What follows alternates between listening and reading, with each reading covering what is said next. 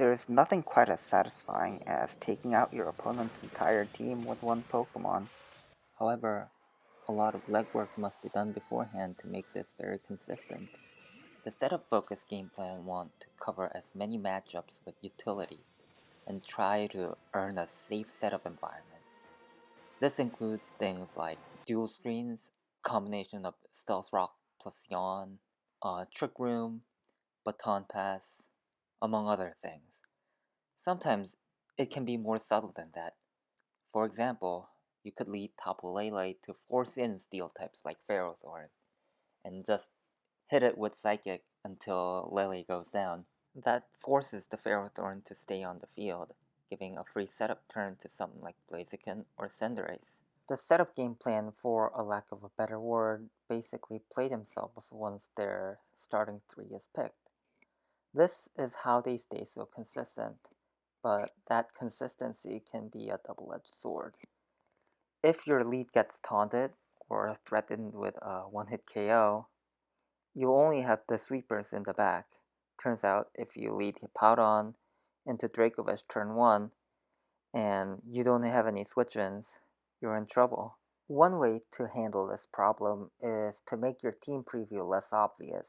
Team preview tend to be the single biggest weak point for these teams, so you have to cover it with intelligent team building. Here, let's look at some examples. You could have multiple setup enablers. Here on this team, Ninetales is a strong lead, but there's things it just cannot beat, like Tyranitar. So you want to cover this with another lead that could cover the bad matchups.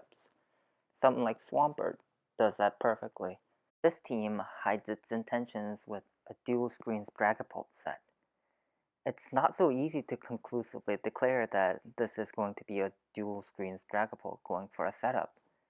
Once it uses the move Reflect, it's obvious what's going to happen next, but by that point, team preview is already over. Another option is to just start attacking right away instead of going for a setup move. It's not ideal, especially for some of the setup Pokemon that are far more reliant on setup, but others are perfectly threatening just attacking straight away. This becomes a better option the harder your setup is to pull off. Trick Room is an example of setup that is hard to pull off in singles. The setter-sweeper duos tend to be pretty apparent on Team Preview, and Trick Room doesn't help against opposing screens or Stealth Rock and Yawn, so it's pretty difficult to pull off consistently. And the workaround is by leading with an immediate threat, like Cinderace or Zapdos. That way you can force a reactionary response, maybe take a KO or force their Dynamax. Then, once they spent that resource, you can go for the Trick Room and then clean up. As for matching up against other opposing Cycle teams, a lot of it depends on what sweeper you have and what walls they have. But in general, Cycle teams have to take the full brunt of a +2 Life Orb max move with just their raw defensive stats or typing only. Of course, it's possible, but it can get out of hand for them pretty easily. It's quite difficult to make general recommendations, but it's especially true for setup teams.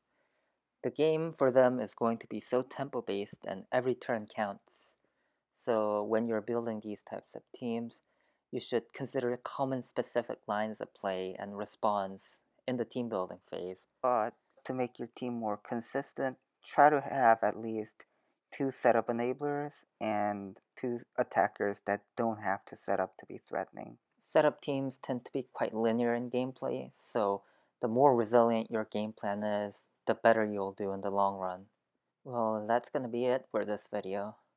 Until next time.